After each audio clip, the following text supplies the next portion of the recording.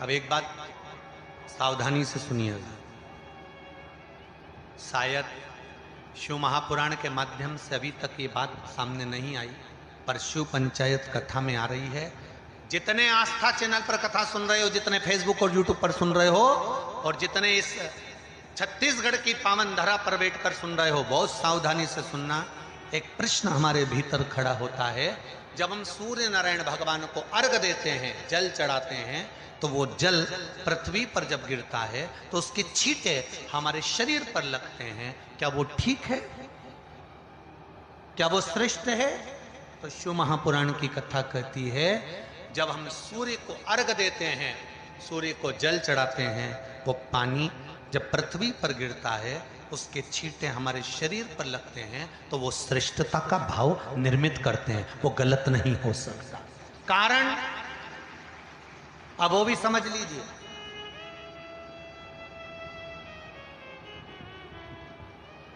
अब सूर्य नारायण भगवान को आप जल चढ़ा रहे हो, तो छींटे नहीं लगे, उसके लिए क्या स्टूल पे चढ़ के चढ़ाओगे कि कुर्सी पे चढ़ के चढ़ाओगे?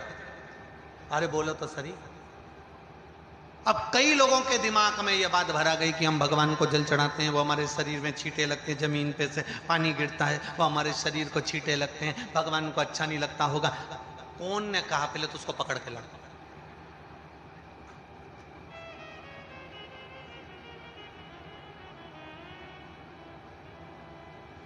क्योंकि मेरे राम जी महाराज, मेरे भगवान कृष्ण,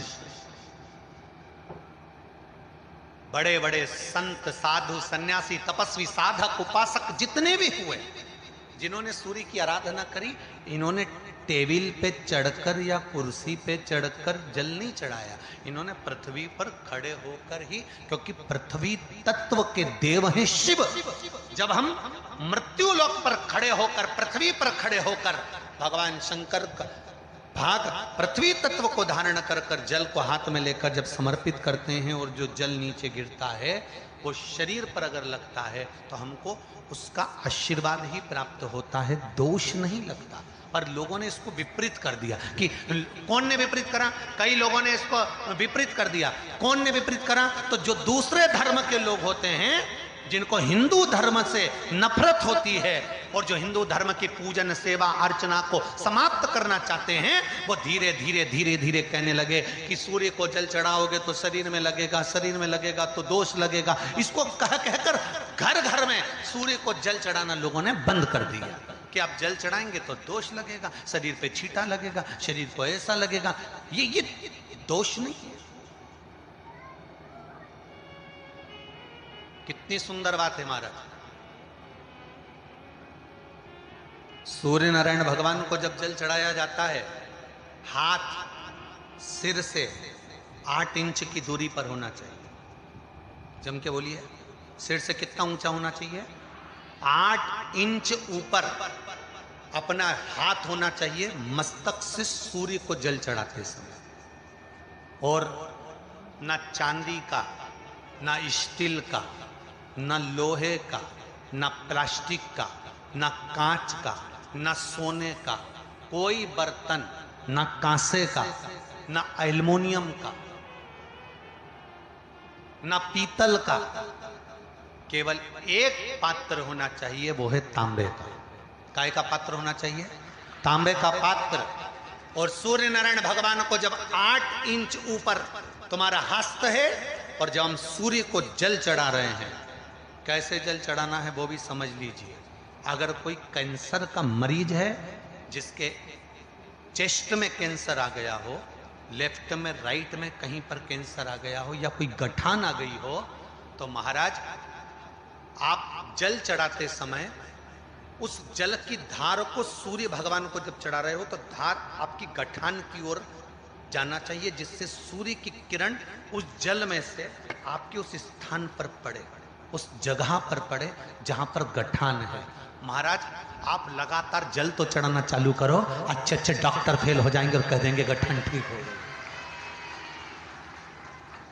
आपका लीवर और किडनी गड़बड़ कर रहा है, आप प्रतिदिन, आपका स्वास्थ्य गड़बड़ रहता है, आप प्रतिदिन ये ज्योतिष शास्त्र के अंतर्गत, रत्न शास्त्र के अंतर्गत ये रत्न शास्त्र, ज्योतिष शास्त्र, रंग शास्त्र जो हमारे यहाँ है, रंगों के हिसाब से ये जितने रत्न होते हैं, माणिक हुआ, मोती हुआ, नीलम हुआ, मूंगा हुआ, पुखराज हुआ, ये क्यों कहते हैं ये पीला है, ये सफेद है, ये नीला है, ये लाल है, इसको शरीर में क्यों पहनाते हैं? उसका कारण होता है कि जब शरीर में पहनते हैं, सूर्य की किरण उसमें पड़ती है, हमारे शरीर पर वो कलर का इफेक्ट पड़ता है, उस कलर को शरीर पर लगता है, और शरीर पर लगता है तो हमारा शरीर धीरे धीरे, हमारी जो इंद्रियां हैं वो सही होने लगती हैं, काम सही होने लगता है। तो आप कहते हो ना सब, मैं कौन सा नक पहनूं, मैं कौन सा मोती पहनूं, मैं कौन सा पुखराज पहनूं, मैं कौन सा नीलम पहनूं, वो ज्योतिष शास्त्र के अंतर्गत, रत्न शास्त्र के अंतर्गत जितने रत्न हम पहनते हैं, ये केवल उस किरण के लिए ही तो पहनते हैं कि जो सूर्य की किरण मिले, उस किरण का प्रभाव हमारे शरीर पर पड़े।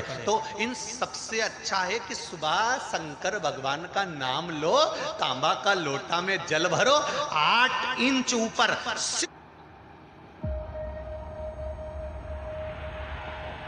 It all started from here. सिर से हाथ होना चाहिए, और सूर्य नारायण भगवान का दर्शन साधारण नहीं, जो जल तुम चढ़ा रहे हो, वो जल की जो धार आ रही है उसमें सूर्य का दर्शन होना चाहिए, तो कैंसर की बीमारी कभी नहीं हो सकती। लीवर, किडनी, हार्ट, आपके हार्ट में अगर तकलीफ है, डॉक्टर ने कह दिया कि इसमें नस चोक है, आपको कहीं ना कहीं छल्ला डलेगा, आपको कह दिया इसमें कुछ ना कुछ प्रॉब्लम आ रही है, आप सूर्य को अर्घ देना चालू कर दो, सूर्य को जल चढ़ाना चालू कर दीजिए। आप सूर्य को जल चढ़ाओ, वो जल की जो तरंग आ रही है, वो जल जो निकल कर जा रहा है, उसकी जो किरण आपके हृदय पर, आपकी छाती पर पड़ रही है, नाड़ियों में पड़ रही है, नसों में पड़ रही है, उसका बल देखो तो सही। 1 महीना लगातार चढ़ाओ, तो 15 दिन 20 दिन कर तो देखो।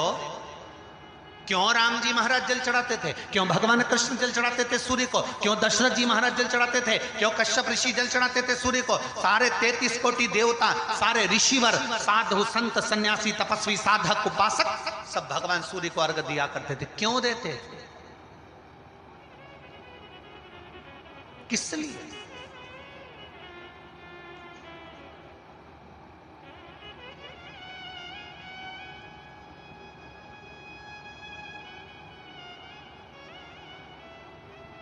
सूर्य नारायण भगवान को जल चढ़ाते समय आपके पंजों की एड़ी ऊंची नहीं होना चाहिए, ध्यान दीजिएगा। आपका पंजा पांव का पूरा की पूरा जमा होना चाहिए भूमि पर। हाथ कितने इंच ऊपर? 8 इंच ऊपर होना चाहिए। जल जो गिरे, सूर्य की किरण, सूर्य का दर्शन उस जल की रोशनी में करना चाहिए। क्या होगा उससे? जिस बच्चे को आंख में चश्मा लगा हो, मोटे से मोटा चश्मा लगा हो, छूट नहीं रहा हो, तो थोड़े दिन उसको सूर्य का अर्घ चढ़वाना चालू कर दो, और जल में से सूर्य का दर्शन कराना चालू कर दो। सूर्य का दर्शन जल में। 2 महीना 2.5 महीना बहुत है, आंख की रोशनी बढ़ जाएगी, चश्मा हट जाएगा। आप कर देखिए। अब एक प्रश्न और खड़ा होता, सूर्य को अर्घ देने।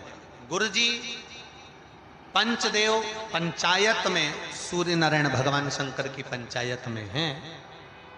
सूर्य नारायण को हम फ्लैट में रहते हैं, हम फ्लैट के अंदर रहते हैं, तो हम फ्लैट में रहते हैं, हमारे यहाँ अगर छज्जा नहीं है, हमारे यहाँ जगह नहीं है, तो हम सूर्य को अर्घ कैसे दें? तो महाराज खिड़की तो होगी, अगर घर में फ्लैट में पानी ढुलेगा और आप लोग नहीं समेट सकते तो एक बाल्टी रख लो, एक पात्र रख लो, पर सूर्य नारायण भगवान को अर्घ देकर रोशनी शरीर पर पड़ना चाहिए। जिंदगी में कभी कोई बड़ी बीमारी नहीं आ सकती। कितने लोग देते हैं सूर्य को अर्घ? जरा हाथ उठाओ।